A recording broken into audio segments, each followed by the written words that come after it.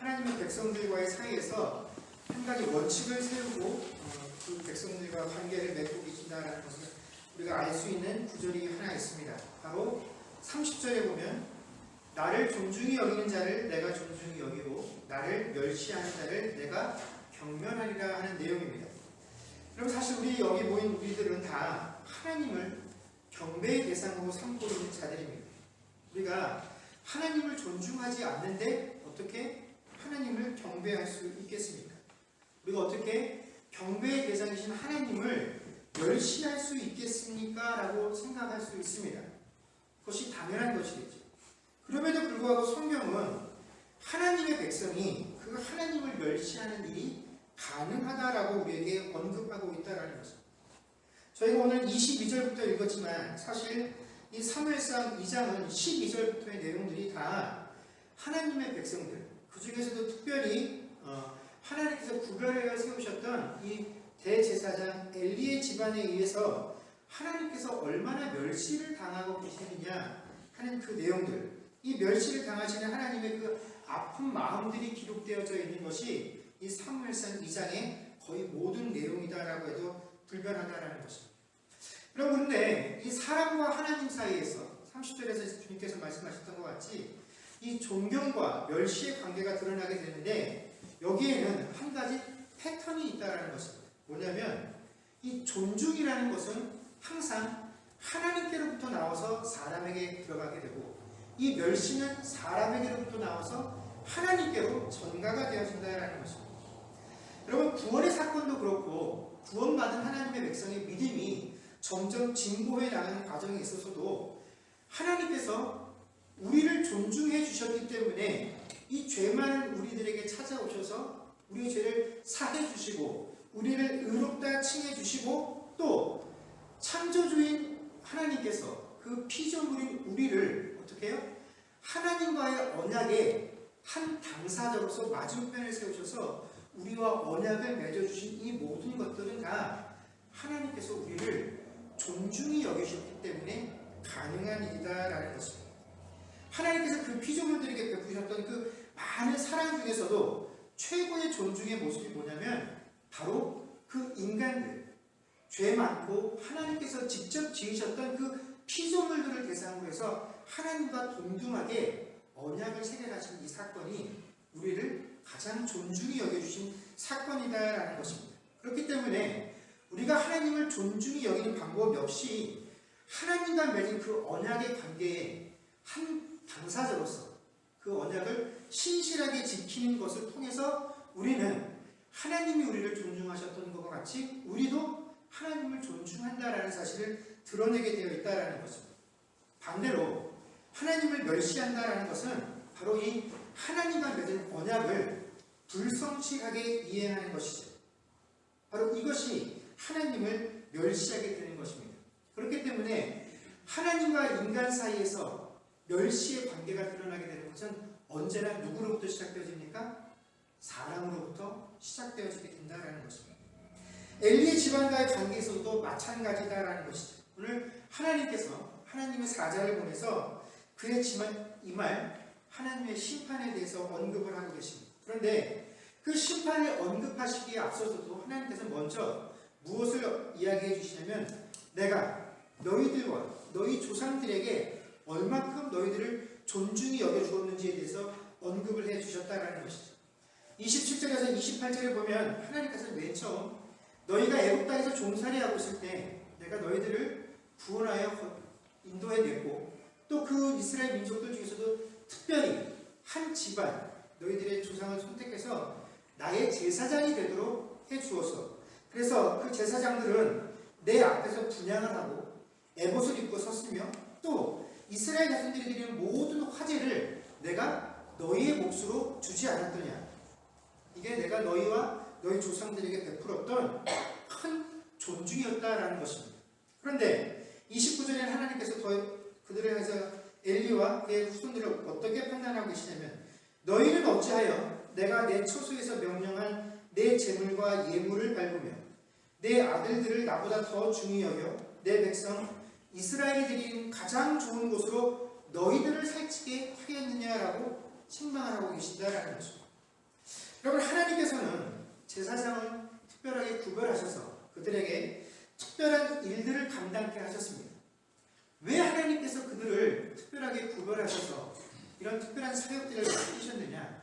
그것은 그들이 그 일을 행하는 동안에 누릴 수 있는 하나님의 은혜들을 경험하며 살도록 하게 하시기 위함이고, 또 그들이 그렇게 특별한 은혜를 누리며 사는 것을 다른 이스라엘 백성들이 보게 하심으로써 뭔가 그들에게 증거가 되어지는 삶을 살기를 원하셨기 때문에 그들을 특별하게 구별하셨다라는 것이죠. 그런데 하나님은 그런 의도를 가지고 그들을 특별함으로 구별하셨으나, 특별함으로 구별되어진 존재들은 항상 다른 생각들을 마음에 품게 된다는 거죠.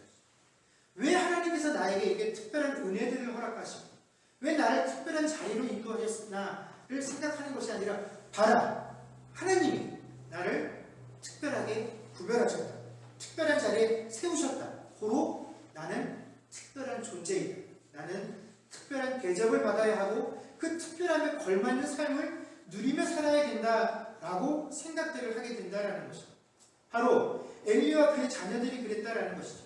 그러다 보니까 하나님께서 주셨던 그 특별함들이 오히려 하나님을 배신하고 하나님을 멸시하는 그런 이유가 되었다라는 것입니다. 하나님께서는 이스라엘 백성들이 하나님 앞에 들어와서 제물을 드리고 제사를 드릴 때 그 모든 것들을 제사장의 몫으로 허락하지 않으셨습니다. 하나님께서는 이스라엘 백성들이 드리는 모든 제물 가운데서도 화제로 드려지는 것들만 제사장의 몫으로 취할 수 있도록 허락을 해주셨고, 그때에도 제물 전체를 이 제사장들이 취하는 것이 아니라 가슴과 오른쪽 뒷다리 부분만 어떻게 해요? 제사장의 몫으로 취할 수가 있었고, 나머지는 다 태워서 없애야 하는 것이 제사제도의 법칙이었다라는 것입니다.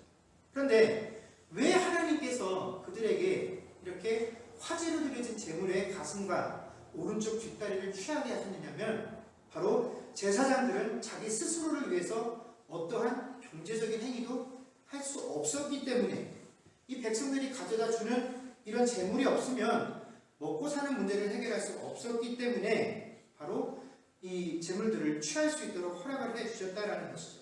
그리고 오직 백성들이 드려지는 이 일부만 취하는 것으로 그의 생계들을 유지할 수 있게 하나님께서 이런 법칙을 세우신 까닭이 무엇이냐? 이것은 무엇보다도 하나님의 백성들은 하나님의 공급하심을 의존하며 살아가는 존재인데, 특별히 너희 제사장들이 아무런 경제적 행위를 하지 않아야함에도 불구하고 너희들이 먹고 사는 문제들을 내가 해결하여 줄 것이다라는 것을 믿는다라는 사실을 그 백성들에게 보여주라는 의미에서 제사장들은 어떤 경제적 행위도 할 수 없고 오직 백성들이 화제로 드려진 제물 가운데 가슴과 오른쪽 뒷다리만을 취하도록 하셨다라는 것입니다.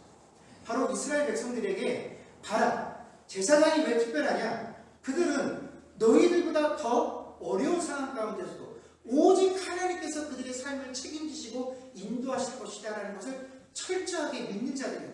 그래서 자신들이 먹고 살기 위해서 스스로 경제적 행위를 하지 않음에도 불구하고 이 문제가 해결되어서 가. 그러니 이스라엘 백성들아, 이 제사장을 보면서 너희도 이 가나안 땅에서 너희들이 어떻게 먹고 살 것이냐 하는 문제에 매몰되지 말고 하나님께서 너희들의 삶에 필요한 모든 것들을 공급하실 것이다라는 사실을 이 제사장들의 삶을 보면서 보고 깨닫고 자극을 받아라 하는 의미에서 세워진 존재가 바로 제사장이었다라는 것입니다. 여러분, 그들 스스로 자신들의 문제를 해결하기 위해서 어떠한 계획도 세우지 못하고 아무리 좋은 것이 있어도 하나님께서 딱 정해놓으신 것만 취할 수 있는 존재, 이것이 스스로 특별하고 구별함을 받았다라고 하는 제사장의 현실이다라는 거죠. 여러분, 제사장이 특별한 존재다라고 해서 더 좋은 것을 절대로 취할 수 없다라는 거죠. 하나님은 제사장이 취할 수 있는 것을 정해놓으셨어요. 이것 이상 취하는 것은 뭡니까?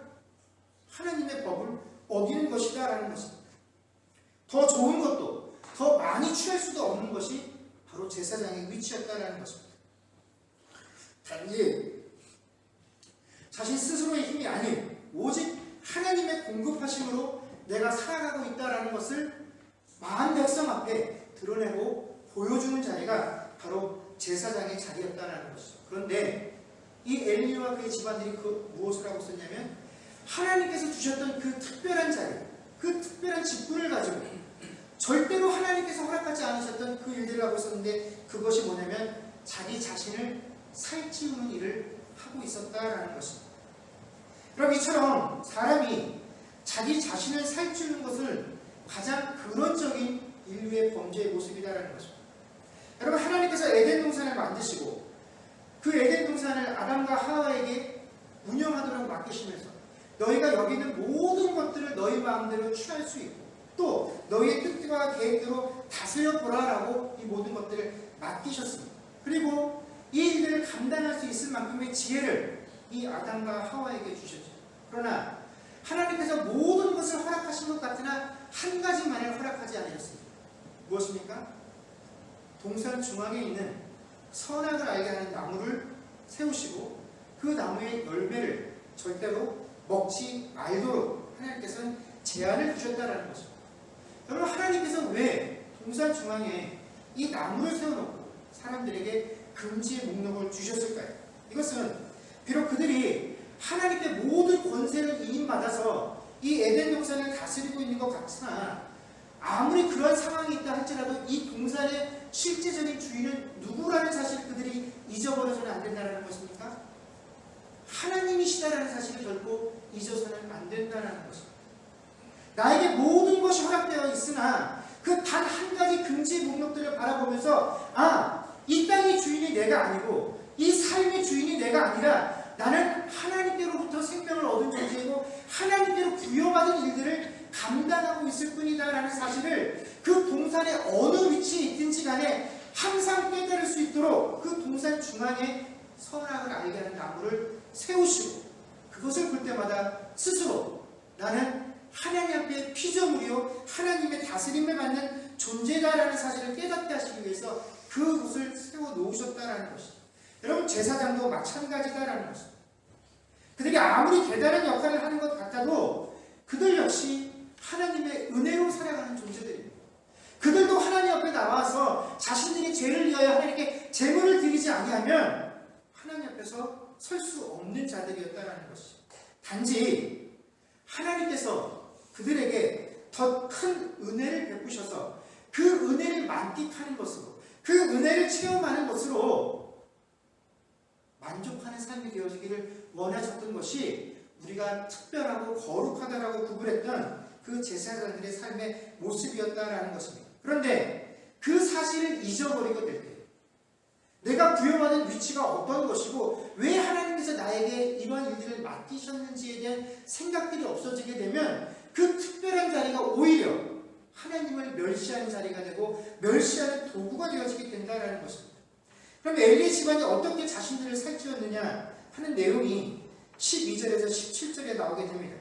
아마 잘 아는 내용일 텐데 거기에 보면 두 가지 그 엘리의 아들들에 대한 죄가 등장하게 됩니다. 첫 번째 보면 어떤 사람이 제사를 드리려고 고기를 삶을 때 사환이 와서 새손 갈고리로 가서 고기를 아무거나 찔러보고 그 갈고리에 걸리는 대로 어느 부위라도 가지고 갔다라는 것입니다. 아까 말한 것처럼 제사장은 모든 것을 취할 수 있는 존재가 아니라 오직 제물의 어떤 부분만요, 가슴과 오른쪽 뒷다리만 취할 수 있는데 자신이 가지고 싶은 것은 그냥 그 갈고리에 걸리는 대로 다 가져갔다라는 것입니다. 두 번째로 이 모든 제물들은 제사를 드린 후에 그 번제로 드리는 경우를 제외합니다. 번제는 말 그대로 모든 제물을 통째로 다 태워서 하나님께 드리는 제사 방법이고, 다른 제사는요 번제처럼 제물 자체를 다 태우는 것이 아니라 이 번제와 마찬가지로 다 태워서 그 향기를 하나님께 드리는데 이 제물 자체를 태우는 것이 아니라 일부 기름만 태우는 것을 통해서 이 제물 자체를 태운 것으로 우리가 삼겠습니다 라고 해서 번제를 제외한 다른 제물을 드릴 때는 제물 자체를 태우는 것이 아니라 그 짐승에 기름만 태워서 그 짐승 다 태우는 것을 대신하게 되었다라는 것입니다. 그러니까 이 기름을 태우는 행위가 있고 난 이후에야 제물을 드린 자도 또 제사장도 그 제물을 가져가서 먹을 수가 있었다라는 것입니다. 그런데 이 엘리의 아들들은 기름을 태우기도 전에 와서 자신들이 원하는 재물을 가지고 갔다라는 것이죠. 이것은 이 기름을 태워야지만 그 재물을 통해서 드려지는 제사가 완성되어지는 것인데, 하나님께 드려질 그 기름을 자신들이 먼저 취함을 통해서 하나님보다 먼저 그들이 제사를 받아버린 그런 경우가 되어버렸다라는 것입니다. 그래서 17절 말씀을 보게 되면 이 소년들의 죄가 심히 크니 그 까닭이 그들이 여호와의 제사를 멸시함이었더라라고 되어 있다라는 것입니다.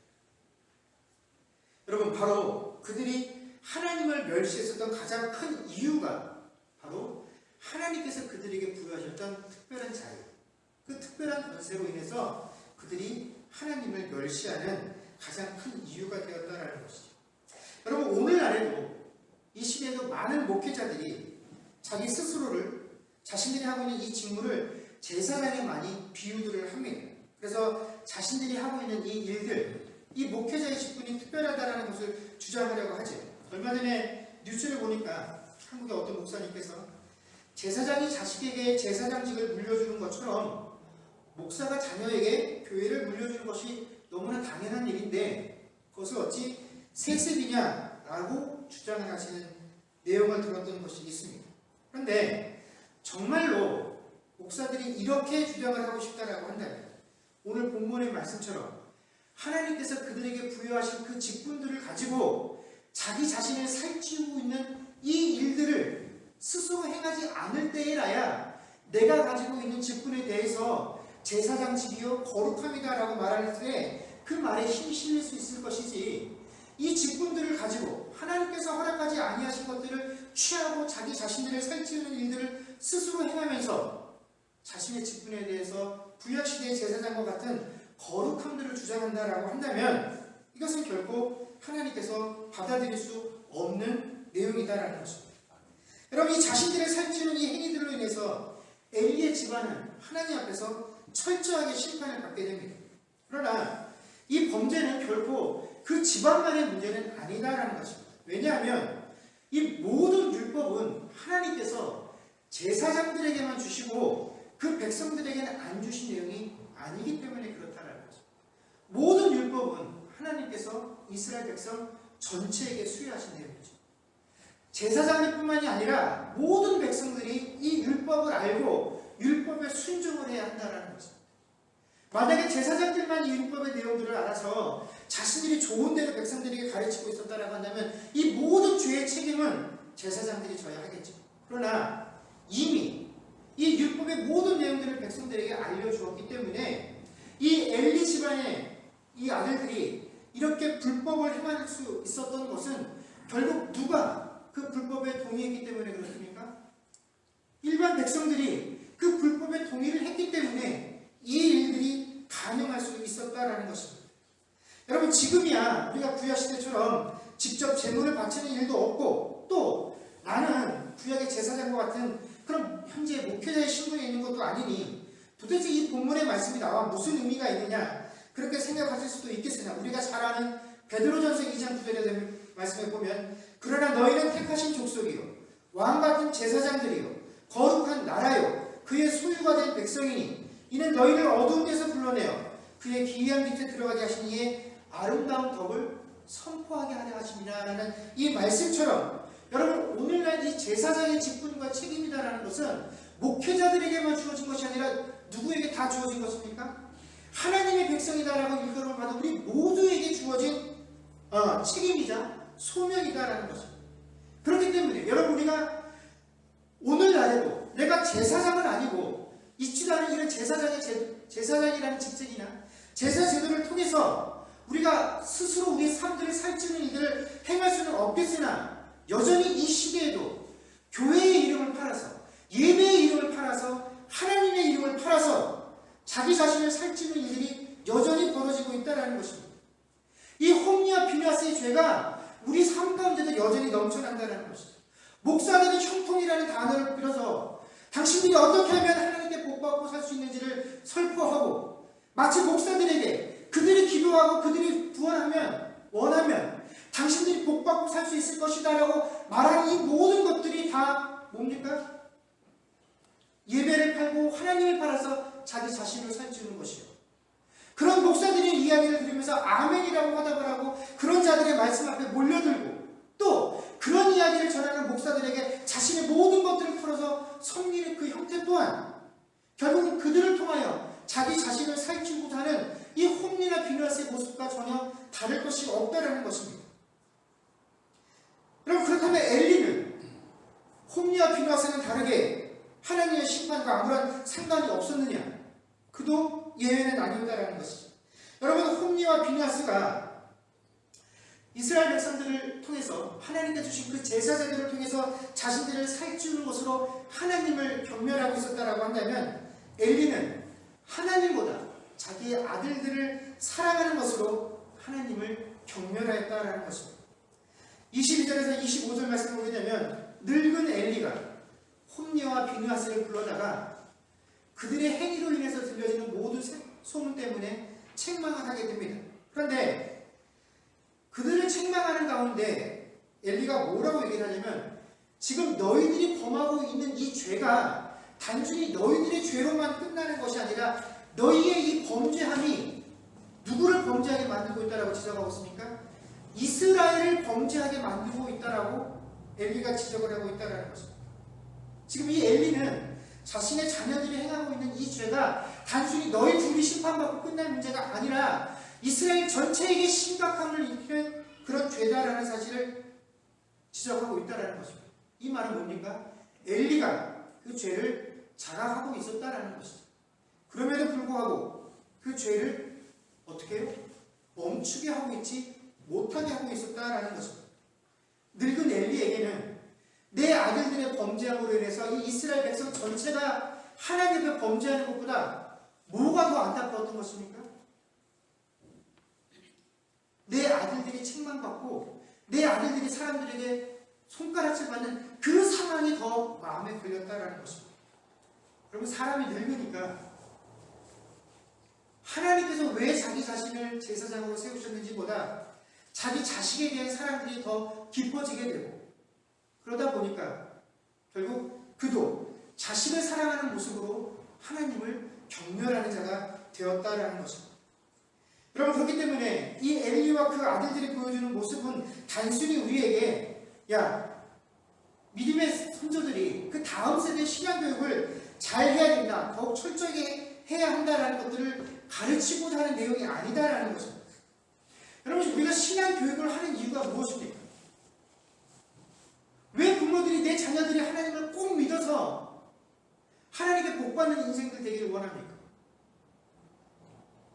하나님 잘 믿어도 내 자녀들도 나처럼 하나님께 멸망받지 않고 어떻게 하면 복받아서 이 세상에 살 수 있나, 그런 사실들을 알기 원하기 때문에 내 자녀들이 신앙으로 바로 서기를 원하는 것이 아니라, 여러분, 신앙교육의 목적은 뭡니까?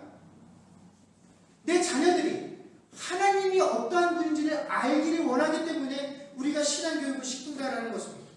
그런데 홈리와 비누아스가 무엇을 하는 사람이었습니까? 그들은 제사장이었습니다. 누구보다도 하나님에 대한 지식들이 풍성한 사람들이었습니다. 그들은 하루 대부분을 하나님 앞에서 지내는 자들이었습니다. 그들의 삶이 성막에 묶여있는 존재들이었습니다. 그럼에도 불구하고 하나님께서 12절에 그들을 어떻게 평가하셨냐면 엘리의 아들들은 행실이 나빠 여호와를 알지 못하더라라고 평가를 하셨다는 것입니다. 여러분, 교회에 많이 나오는 것이, 교회에 많은 봉사들을 하는 것이, 교회에 나온 열수에 깊어진 것들이, 이것들이 결국 하나님을 알게 하는 것이 아닙니다. 우리가 하고 있는 것들은 하나님을 알아갈 수 있는 방편인 것이지 그것 자체로 우리가 하나님을 알 수는 없다는 것입니다. 얼마든지 이 엘리처럼, 이 홈리와 비누아스처럼 하나님 앞에서 기계적으로 자신에게 맡겨진 일들을 감당하면서도 하나님을 모르고 살 수 있다는 것입니다. 그런 자들에게 임하는 하나님의 심판은 아주 철저하다는 것입니다. 오늘 본문 말씀을 보게 되면 이 하나님의 사자는 엘리의 아들들이 한날에 죽게 되는 사건들을 예견하고 있습니다. 그러나 결코 엘리 집안에 임한 저주는 이것으로 끝나는 것이 아닙니다. 기억하시는 분들도 있겠으나 나중에 다윗이 사울왕의 위험을 피해서 도망을 다닐 때 그가 높당에 피신을 하게 되죠. 그래서 그곳에 있었던 제사장들로부터 먹을 것을 얻고 피하고 나고, 이 사실이 나중에 사울 왕에게 알려져서 높당에 거주하던 제사장들과 거기에 속한 모든 남자들이 죽임을 당하게 되는데, 이건 역시 바로 엘리의 집안에 임했던 그 저주가 여전히 끝나지 않았음을 우리에게 말씀해 주시고, 또 이 높당의 죽음에서 유일하게 살아남았던 아비아달이 다윗에게로 피신을 하게 됩니다. 그래서 이 아비아달은 다윗이 왕으로 있을 때에는 그 치세에는 승승장구하는 삶을 살게 됩니다. 다윗은 이 아비아달에 굉장히 미안한 마음들을 가지고 있었죠. 그러나 다윗이 치세가 끝나갈 무렵에 그 다음에 후계자를 결정하는 과정 가운데에서 이 아비아달은 솔로몬의 편에 선 것이 아니라 솔로몬의 형이었던 아도니아의 편에 섰다가 나중에 솔로몬이 왕위에 오르게 되었을 때는 솔로몬이 그 대제사장직을 빼앗아서 사독에게 넘겨주고, 너는 조용히 죽을 때까지 너희 고향에 가 있다가 죽으라라는 이 명령을 받고 쫓겨나서 말년을 아주 불행하게 살다 죽게 됩니다. 이것이 하나님께서 바로 이 집안에 선언하셨던 이 저주의 내용이다라는 것입니다. 자, 우리가 하나님을 멸시하는 자, 하나님을 경멸하는 자가 그 말년이 어떻게 되어질 것이고 어떻게 심판과 저주를 받게 될 것이다라는 것은 우리가 뭐 이렇게 자세하게 알지 못해도 대충 미루어 짐작을 할 수가 있습니다. 그렇다면 우리에게 중요한 것은, 그렇다면 우리는 어떻게 하나님을 존중히 여기며 신앙생활을 할 수 있느냐 하는 것입니다. 어떤 곳으로 우리가 하나님을 존중히 여길 수 있느냐 하는 것입니다. 물론 존중히 여긴다라는 것은 당연히 이 멸시하는 것에 반대되는 것들을 생각하면 됩니다. 그러나 오늘 본문 말씀에 등장하는 이 존중이다라는 것은 좀 다른 의미를 포함하고 있습니다. 오늘 본문에 보면 그 30절에서 멸시하다 혹은 경멸하다라는 표현으로 쓰여진 그 각각의 단어들은 서로 다른 단어입니다. 그래서 히브리어로 각각 바자와 카라라는 단어인데, 이 단어는 원래의 뜻이 멸시하다 혹은 경멸하다라는 뜻을 가지고 있어서 그 내용에 딱 맞는 단어들이 선택이 되어 있습니다. 그런데 오늘 존중하다라고 쓰인 히브리어는 카바드라는 단어를 쓰고 있습니다. 그런데 이 카바드라는 단어는 여러 가지 의미들을 포함하고 있고, 가장 대표적으로 쓰여지는 경우가 어떨 때 쓰이냐면, 이 카바드라는 단어는 무겁다라는 뜻입니다. 존중하다라는 뜻도 있는데 존중하다라는 의미로 거의 사용되지 않고 무겁다라는 의미를 뜻할 때 사용되는 단어가 이 카바드입니다. 그래서 무겁다 혹은 무겁게 하다라는 의미가 이 카바드인데, 오늘 이 히브리어 성경에는 카바드라는 단어를 쓰고 있다는 거죠. 그리고 그것을 영어 성경과 한국 성경은 각각 존중하다라는 의미로 해석을 하고 있습니다. 분명히 히브리어에도 존중하다라는 것을 가장 큰 의미로 삼고 있는 단어가 있을 텐데, 왜 성경은 그 단어를 사용하지 않고 카바드, 무겁다, 무겁게 하다라는 단어로 하나님을 존중한다라는 의미를 표현하려고 했을까요? 그것은 바로 하나님을 존중한다라는 것에는 이런 의미가 포함되어 있기 때문에 그렇습니다. 여러분, 엘리와 그의 자녀들은 하나님께서 율법을 주신 이유, 왜 하나님께서 우리 가문에게 이 일들을 맡기셨고 왜 우리가 이 일들을 하게 되었는지에 대한 그 이유에 대한 자각이 없었다는 것입니다. 우리가 거기에 선택이 됐어. 이게 내가 하고 싶어서 된 것이 아니라 그 먼 옛날에 우리 조상들을 통해서 하나님이 선택하셨고, 내 의지와는 상관없이 내가 그 집안에 태어나다 보니까 나는 그냥 그 일을 하고 있어. 그냥 기계적으로 그 일들을 하고 있었다라는 것입니다. 그런데 하나님께서는 우리에게 뭔가 직책을 맡기시고 소명을 맡기실 때에는 내가 왜 너에게 그 일들을 맡겼는지, 네가 그 직책에 대해서 어떻게 해요? 무겁게 생각하라는 것입니다. 내가 왜 너에게 그 일들을 맡겼는지 무겁게 느끼라는 것입니다. 왜 다른 사람들은 경험하지 않는 그 은혜의 방편들을 내가 너에게 허락했는지 그 은혜의 깊이를 무겁게 네가 한번 생각해 보라는 것입니다. 그럴 때 어떻게 해요? 우리는 하나님을 존중할 수 있다는 것입니다. 그래서 하나님은 그냥 단순히 우리가 쓸 수 있는 하나님 존중합니다라는 단어가 아닌 무겁다, 무겁게 하다라는 그 단어를 통해서 어떻게 너희가 나를 존중할 수 있는지 가르쳐주고 계신다라는 것입니다. 여러분, 하나님을 무겁게 한다는 것은 하나님께서 내게 맡기신 직분이나 권리에 대해서 바로 더 깊이 생각하고 왜 그렇게 하시는지에 대한 이유를 생각할 수 있도록 하시게 하는 것, 이것이 바로 하나님을 존중한다는 것입니다. 그리고 그런 자들에게 하나님이 어떻게 해요? 나도 너를 더 무겁게 여기겠다라는 것입니다. 내가 그런 너를 더 어떻게 해요? 깊게 여기겠다라는 것입니다. 이것이 바로 우리가 하나님을 존중하고 우리가 하나님을 존중할 때 하나님께서 우리를 존중하시는 방법이다라는 것입니다.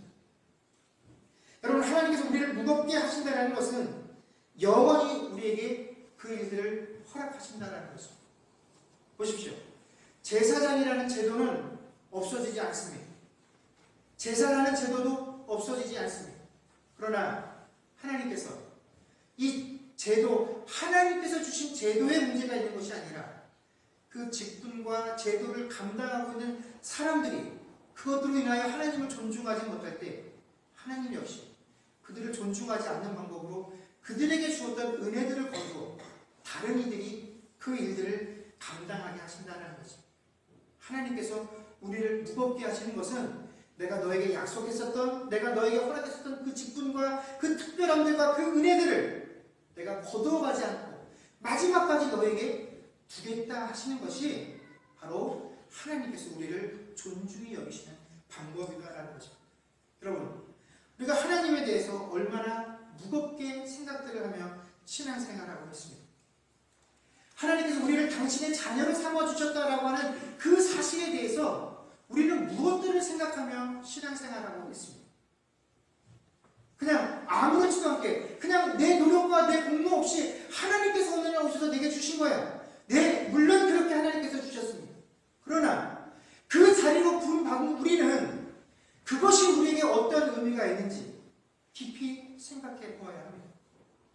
그 그리스도인이라는 그 명칭이 우리에게 얼마나 무거운 명칭인 것인지에 대해서 깊이 생각함들이 있어야 한다는 것입니다. 여러분, 그렇게 할 때 우리가 그것으로 하나님을 향한 우리의 존중함들을 드러낼 때 하나님 역시 우리를 향한 그 하나님의 존중함들을 드러낼 줄로 믿습니다. 우리가 하나님께서 부여하신 이 그리스도인이라는 이름, 또 하나님께서 그리스도인을 불러서 세우신 이 자리, 여러분, 이 선자리에서 하나님께서 맡기신 것들을 더 깊이 책임감 있게 느끼며 더 깊이 생각함들을 통하여 하나님을 존중하며 살아갈 수 있는 저와 여러분과 또 이 주님의 교회가 되어질 수 있기를 주의 이름으로 간절히 축원합니다.